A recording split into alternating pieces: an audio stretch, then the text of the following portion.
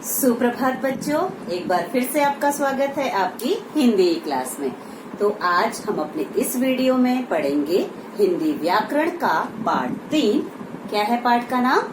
शब्द विचार। ठीक है, तो आज हम बात किसके बारे में करेंगे? शब्द के बारे में। हम शब्द के बारे में पढ़ेंगे, उसके वर्गीकरण के बारे में पढ़ेंगे। ठीक है, तो चलते हैं पाठ की तरफ। क्या है देखिए, किसे कहते हैं शब्द? यहाँ पे मैंने लिखा है वर्णों का ऐसा क्रम। ठीक है, हम लोग क्या बोलते हैं? वर्णों के सार्थक समूह को शब्द कहा जाता है। किसको कहा जाता है शब्द? वर्णों के सार्थक समूह को। आपको पता है जो हमारा शब्द है वो किन से मिलके बना होता है? स्वर और व्यंजन से, है ना। स्वर और व्यंजन के मेल से क्या बनता है? शब्द बनता है। और शब्द कैसा होता है? सार्थक, जिसका कोई ना कोई अर्थ होता है। सार्थक का मतलब समझते हो? क्या होता है सार्थक का मतलब? जिसका कोई ना कोई अर्थ होता है। ठीक है, जैसे कि बालक, पुस्तक, इन शब्दों का कोई ना कोई अर्थ होता है। ठीक है, और जो शब्द होते हैं वो स्वतंत्र होते हैं। शब्द कैसे होते हैं? स्वतंत्र होते हैं। क्लियर हुआ? तो आप क्या लिखेंगे? वर्णों का ऐसा क्रम जिसका कोई अर्थ हो और जो स्वतंत्र हो वो क्या कहलाता है? शब्द कहलाता है। ठीक है, उसके बाद है हमारा पद। अब ये पद क्या होता है? देखिए, जब कोई शब्द स्वतंत्र रूप से लिखा गया है तो वो शब्द कहलाता है, लेकिन जब हम उसी शब्द का प्रयोग वाक्य में करते हैं तो वहाँ पर वो पद बन जाता है। ठीक है, क्या कहेंगे? जब शब्द वाक्य में प्रयुक्त होता है तो वो पद कहलाता है। जैसे कि यहाँ पर मैंने एक सेंटेंस लिखा है। क्या लिखा है? बालक पुस्तक पढ़ रहा है। तो इस वाक्य में जितने भी शब्द हैं, ये बालक, पुस्तक, पढ़ रहा है, ये आपके क्या हैं? ये आपके पद कहलाएंगे। ठीक है, ये बालक आपका क्या है? संज्ञा पद है। पुस्तक आपका संज्ञा पद है। पढ़ रहा है आपकी क्रियापद है। समझ में आ गया? ठीक है, तो यहाँ पर ये क्या कहलाएंगे? पद कहलाएंगे। अब हम पढ़ेंगे शब्दों का वर्गीकरण। जो ये शब्द है इनका वर्गीकरण। देखिए, शब्दों का वर्गीकरण 5 आधार पर किया गया है।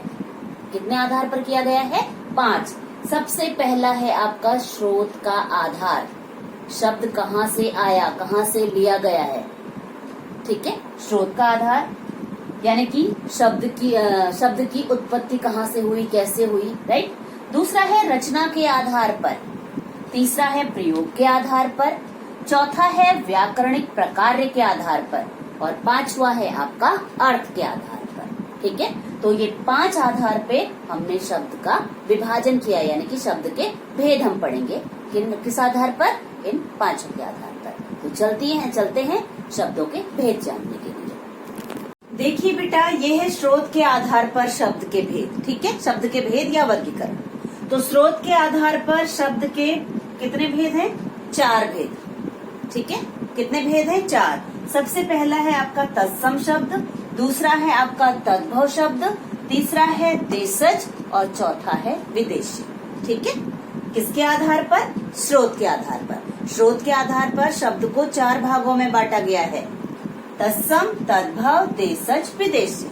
अब ये तत्सम शब्द क्या होते हैं? तत्सम शब्द वे शब्द होते हैं जो संस्कृत से लिए गए हैं। ठीक है, आपको पता है जो हमारी हिंदी भाषा है उसकी जननी कौन है? संस्कृत। हिंदी का जन्म संस्कृत से ही हुआ है। तो हिंदी में बहुत सारे शब्द जो हैं वो संस्कृत भाषा से ही लिए गए हैं। ठीक है, एज इट इज, जैसे वो संस्कृत में प्रयोग किए जाते हैं, एज इट इज उनका प्रयोग हिंदी में किया जाता है। जैसे एग्जाम्पल मैंने यहाँ पर लिखा है कोकिल, आम्र, मयूर, अश्रु आदि। इसके अलावा बहुत सारे शब्द हैं, ठीक है, जिनका प्रयोग हम लोग हिंदी में करते हैं। जिस प्रकार वो संस्कृत में प्रयोग किए जाते हैं, एज इट इज हिंदी में भी उनका प्रयोग किया जाता है। ओके, उसके बाद है तद्भव शब्द। अब ये तद्भव शब्द क्या होते हैं? देखिए, तत्सम शब्द जो संस्कृत के शब्दों का रूप बदलकर संस्कृत के शब्द हिंदी में आए, ठीक है, और समय के साथ साथ उनका रूप बदल गया, तो वो शब्द क्या बन गए? तद्भव शब्द बन गए। संस्कृत के शब्दों का रूप परिवर्तन के साथ जब हिंदी में प्रयोग किया गया तो वो क्या बन गए? तद्भव शब्द बन गए। जैसे यहाँ पर एग्जाम्पल देखो, यहाँ कोकिल है, कोकिल से क्या बन गया? कोयल, है। यहाँ आम्र है, आम्र से क्या बन गया? आम। मयूर, मयूर से बन गया मोर। अश्रु, अश्रु से बन गया आंसू। ठीक है, तो इस तरीके से समय के साथ साथ इन संस्कृत के शब्दों में बदलाव किया गया, ठीक है, बदलाव हुआ, और वो क्या कहलाए, आपके तद्भव शब्द कहलाए। समझ में आ गया, क्लियर हुआ आपको? तत्सम एंड तद्भव। तत्सम शब्द संस्कृत के शब्द होते हैं, जिस रूप में वो संस्कृत में प्रयोग किए जाते हैं उसी रूप में उनका प्रयोग हिंदी में किया जाता है। और तद्भव शब्द कौन से शब्द हैं? संस्कृत के शब्दों का रूप परिवर्तन, ठीक है, रूप परिवर्तन के बाद जब वो हिंदी में शामिल किए गए तो वो आपके तद्भव शब्द कहलाए। ठीक है, एग्जाम्पल मैंने आपको यहाँ पर दे दिए हैं किस तरीके से उनका रूप परिवर्तन हुआ। ठीक है, अब है हमारा देशज शब्द। अब ये देशज शब्द क्या होता है? देखिए, इन शब्दों का जन्म ना तो संस्कृत से हुआ है, ना ही तत्सम शब्द, ना ही तद्भव शब्द। ये शब्द जो है देशज शब्द हमारे गांव देहात की भाषा में या फिर हमारी क्षेत्रीय भाषा में बोले जाते हैं, और फिर इनका प्रयोग हमारी हिंदी भाषा में होने लगा, तो वो शब्द क्या कहलाए? देशज शब्द कहलाए।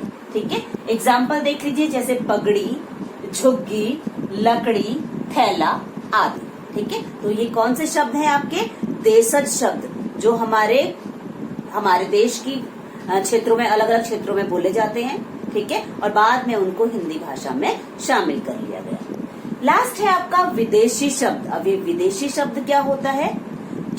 जो शब्द विदेशी भाषा से लिए गए हैं। ठीक है, हमारी हिंदी भाषा में बहुत सारे शब्द ऐसे हैं जो हमने दूसरी भाषाओं से लिए हैं। ओके, एग्जाम्पल मैंने यहाँ पर लिखा है, देखिए अरबी शब्द कौन कौन से हैं, जैसे औरत, अमीर, अखबार, ये क्या है? आपके अरबी शब्द हैं। फारसी शब्द कौन कौन से हैं? जैसे दुकान, सरदार आदि। ठीक है, ऐसे ही तुर्की शब्द, तुर्की भाषा के शब्द कौन कौन से हैं? बेगम, कुली, चाकू, कैची, ये कौन सी भाषा के शब्द हैं? तुर्की भाषा के। और चीनी भाषा के शब्द हैं चाय और लीची। ठीक है, उसके अलावा हमारी हिंदी भाषा में अंग्रेजी भाषा, बहुत सारे अंग्रेजी भाषा के शब्दों का प्रयोग किया जाता है, जैसे doctor, engineer, college, school, ticket, ठीक है, रेल। तो ये शब्द कहाँ से लिए गए हैं? अंग्रेजी भाषा से। तो आपको समझ में आ गया है कि स्रोत के आधार पर शब्द के 4 भेद होते हैं। ठीक है, तत्सम, तद्भव, देशज और विदेशी। तो चलते हैं नेक्स्ट, रचना के आधार पर शब्द के भेद जानने के लिए। बेटा, नेक्स्ट है हमारा रचना के आधार पर शब्द के भेद। ठीक है, रचना के आधार पर शब्द के कितने भेद होते हैं? 2 भेद होते हैं, मूल शब्द और यौगिक शब्द। ठीक है, मूल शब्द को भी 2 भागों में बांटा गया है। पहला है सामान्य मूल शब्द और दूसरा है रूढ़ मूल शब्द। ठीक है, अब ये सामान्य मूल शब्द क्या होता है? सामान्य मूल शब्द क्या होता है? सामान्य मूल शब्द वे शब्द होते हैं जो किसी चीज के लिए फिक्स हो चुके हैं, किसी चीज के लिए रूढ़ हो चुके हैं। ठीक है, जैसे दाल, रोटी, चावल, मेज। ठीक है, ओके, जब हम इनको तोड़ेंगे तो इनका कोई अर्थ नहीं निकलेगा। समझ में आ रहा है? ये किसी एक चीज के लिए फिक्स है। अगर इन शब्दों को तोड़ा जाता है तो इनके शब्दों का फिर कोई अर्थ यानी कि नहीं रहता। ओके, नेक्स्ट है रूढ़ मूल शब्द। अब ये रूढ़ मूल शब्द क्या है? यहाँ पर देखिए मैंने लिखा हुआ एग्जाम्पल, उल्लू, गधा, गाय। देखो, उल्लू एक पक्षी है, एक पक्षी के लिए ये शब्द रूढ़ हो गया है। लेकिन उल्लू का मतलब मूर्ख भी होता है ना। हम किसी को भी कहते हैं कि वह व्यक्ति बहुत मूर्ख है, बोलते हैं ना उल्लू है, वह व्यक्ति उल्लू है। तो उल्लू का मतलब क्या होता है? मूर्ख। तो यहाँ पर जो उल्लू शब्द है वो 2 चीजों के लिए रूढ़ हो चुका है, एक पक्षी के लिए और एक व्यक्ति के लिए। क्लियर? ऐसे ही गधा, गधा एक जानवर है, जानवर के लिए ये शब्द रूढ़ है। लेकिन दूसरी तरफ हम देखा जाए तो हम बोलते हैं यह तो बिल्कुल गधा है ना। गधा यानी कि मूर्ख। गधा का मतलब क्या है? मूर्ख। तो यहाँ पर भी गधा जो है वो 2 चीजों के लिए रूढ़ हो चुका है, एक तो जानवर के लिए, तो जानवर के लिए हम गधा शब्द यूज करते हैं, और दूसरा हम मूर्ख के लिए।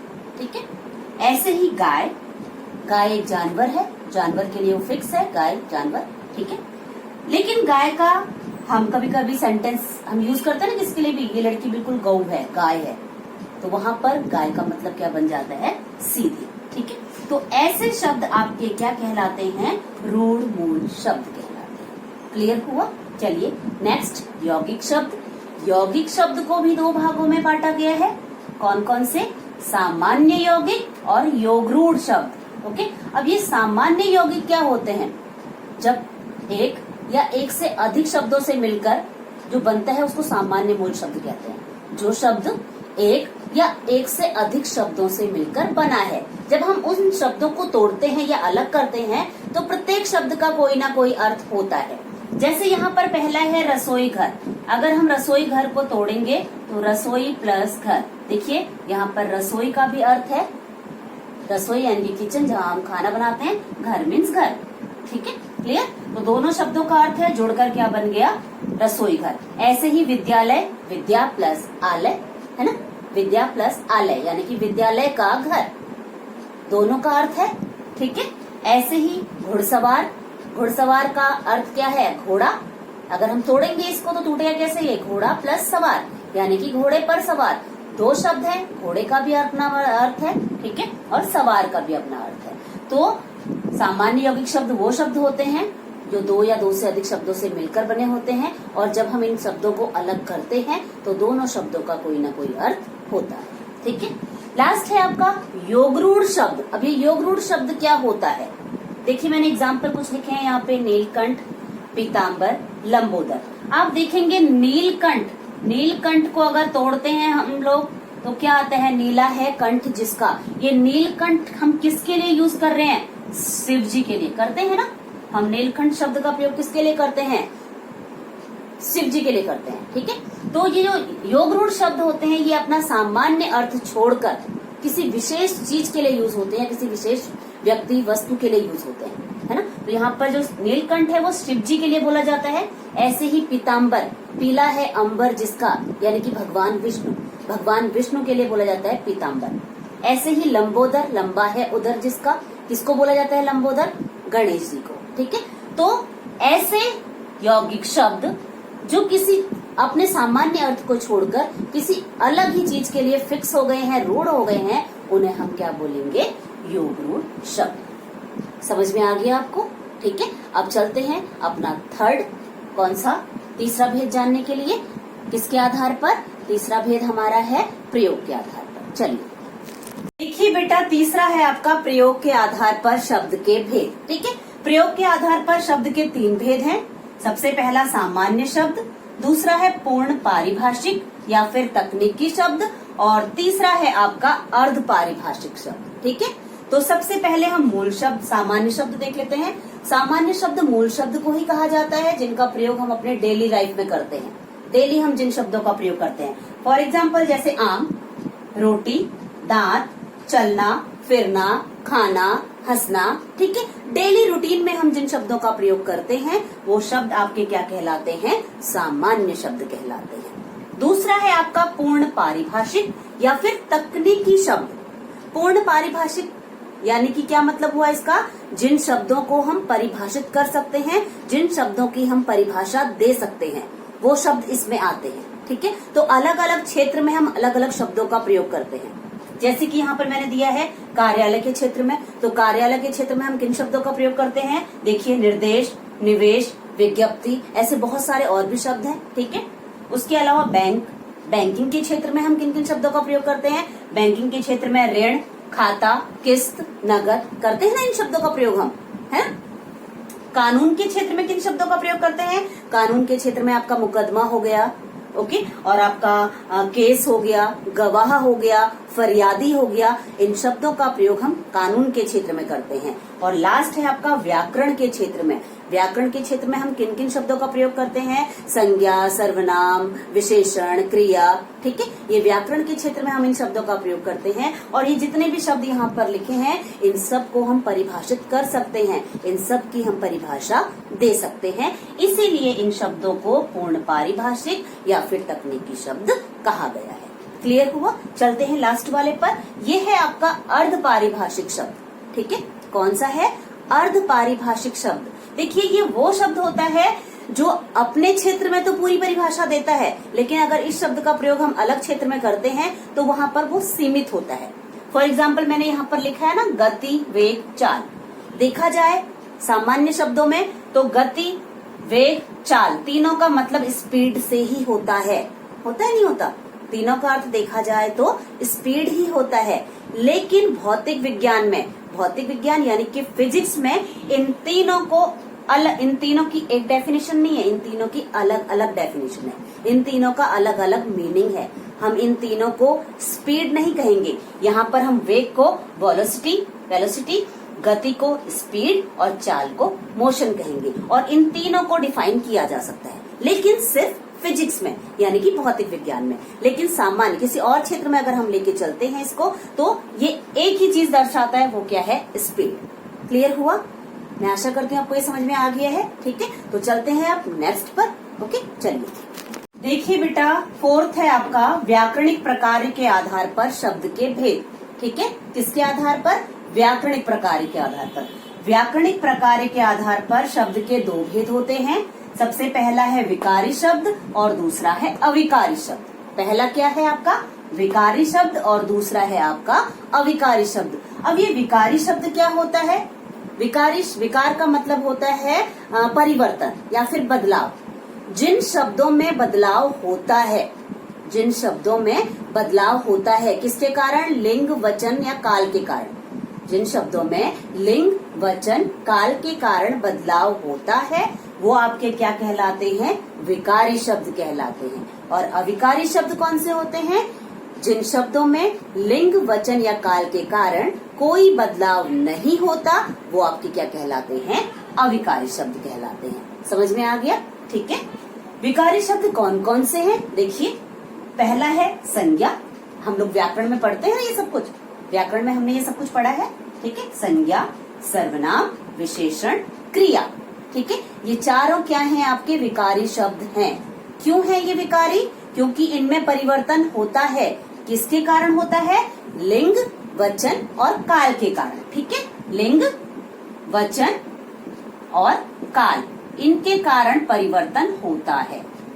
इन तीनों के कारण इनमें परिवर्तन होता है। लेकिन जो अविकारी शब्द हैं, उनमें परिवर्तन नहीं होता।